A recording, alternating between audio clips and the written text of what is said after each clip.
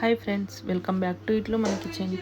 ఈరోజు పన్నీర్తో పన్నీర్ బుర్జీ కర్రీ ఎలా ప్రిపేర్ చేస్తారో చూద్దాం. ఈ కర్రీ ఎలాంటి మసాలాలు యూజ్ చేయకుండా ఈజీగా అండ్ సింపుల్గా ఎలా చేస్తారో చూడండి. ఈ పన్నీర్ బుర్జీ కర్రీ చపాతీలోకి తింటే చాలా బాగుంటుంది. మీరు కూడా ట్రై చేసి ఎలా వచ్చిందో కామెంట్ సెక్షన్లో కామెంట్ చేయండి. ఇప్పుడు పన్నీర్ బుర్జీ ఎలా ప్రిపేర్ చేస్తారో దానికి కావాల్సిన ఇంగ్రీడియంట్స్ ఏంటో చూసుకోండి. ఇప్పుడు ఇక్కడ పన్నీర్ని ఇలా చేతితో మ్యాష్ చేసుకోండి. ఇలా చిన్న చిన్నగా చేసుకొని పక్కన పెట్టుకోవాలి.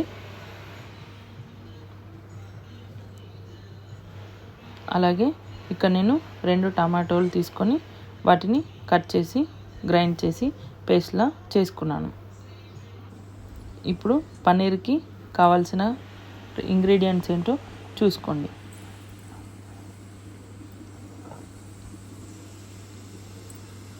అలాగే ఒక ప్యాన్ తీసుకొని ప్యాన్లో 3 టేబుల్ స్పూన్ల వరకు ఆయిల్ పోసుకొని ఆయిల్ బాగా హీట్ అయ్యాక ముందుగా చూపించిన మసాలాలు ఇందులో యాడ్ చేసుకోవాలి. ఇలాచి, లవంగాలు, బండపువ్వు, బిర్యానాకు యాడ్ చేసుకొని ఫ్రై చేసుకోండి.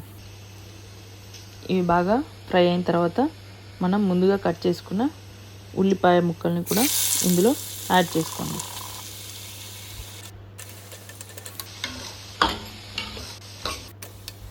ఈ ఉల్లిపాయలన్నీ ఇందులో వేసి బాగా ఫ్రై అయ్యేంత వరకు ఫ్రై చేసుకోవాలి. స్టవ్ని మీడియం ఫ్లేమ్లో పెట్టి ఫ్రై చేసుకోండి. అలాగే కొంచెం దాల్చిన చెక్క కూడా వేసుకోవాలి. ఇక్కడ నేను 1 టేబుల్ స్పూన్ వరకు అల్లం వెల్లుల్లి కూడా వేసి బాగా కలుపుకున్నాను.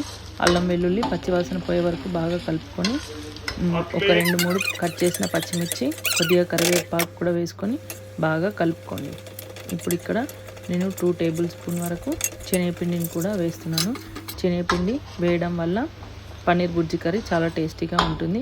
శనగపిండిని వేసుకున్న తర్వాత ఇలా కలుపుతూనే ఉండాలి. స్టవ్ని మీడియం ఫ్లేమ్లో పెట్టుకొని కలుపుకోండి ఫ్రెండ్స్. శనగపిండి వేసుకున్న తర్వాత స్టవ్ మీడియం ఫ్లేమ్లోనే పెట్టాలి, లేదంటే అదంతా మాడిపోయి కర్రీ టేస్ట్ మారిపోతుంది ఫ్రెండ్స్.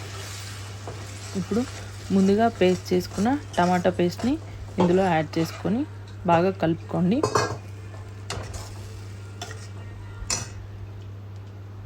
ఈ టమాటోలు బాగా ఫ్రై అయ్యి ఆయిల్ అంతా పైకి తేలే వరకు ఫ్రై చేసుకోవాలి. చూడండి, ఇప్పుడు ఇక్కడ ఆయిల్ ఎంత పైకి తేలింది. ఇలాగే మీరు కూడా ఫ్రై చేసుకోండి. తర్వాత 1 టేబుల్ స్పూన్ పసుపు, 3 టేబుల్ స్పూన్ల కారం వేసుకోండి. మీరు మీ రుచికి సరిపడా కారం వేసుకోవచ్చు. ఇక్కడ నేను 3 టేబుల్ స్పూన్ల కారం, 1 టేబుల్ స్పూన్ సాల్ట్ వేసుకున్నాను.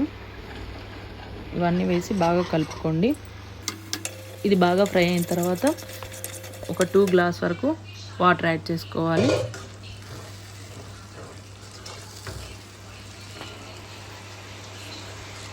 రెండు లేదా 3 గ్లాసుల వాటర్ యాడ్ చేసుకొని దీన్ని ఉడికించుకోవాలి.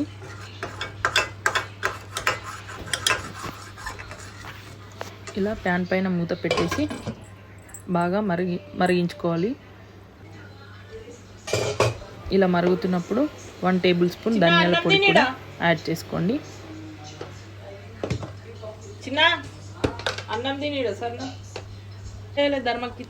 చూడండి ఫ్రెండ్స్, ఇలా మరుగుతున్నప్పుడు ముందుగా మ్యాష్ చేసి పక్కన పెట్టుకున్న పన్నీర్ని ఇందులో యాడ్ చేసుకోవాలి. పన్నీర్ని ఇందులో యాడ్ చేసుకున్న తర్వాత బాగా కలుపుకోవాలి. స్టవ్ని మీడియం ఫ్లేమ్లోనే ఉంచి ఇలా కలుపుకొని మూత పెట్టేయాలి. ఇలా ఒక 5 to 10 మినిట్స్ వరకు ఉడికించుకోవాలి.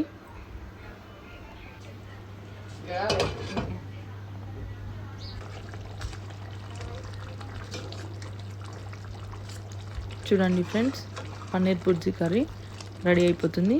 ఇది బాగా ఉడికి దగ్గరికి వచ్చే వరకు ఉడికించుకోవాలి. లాస్ట్లో కొత్తిమీర కూడా వేసి గార్నిష్ చేసుకోండి.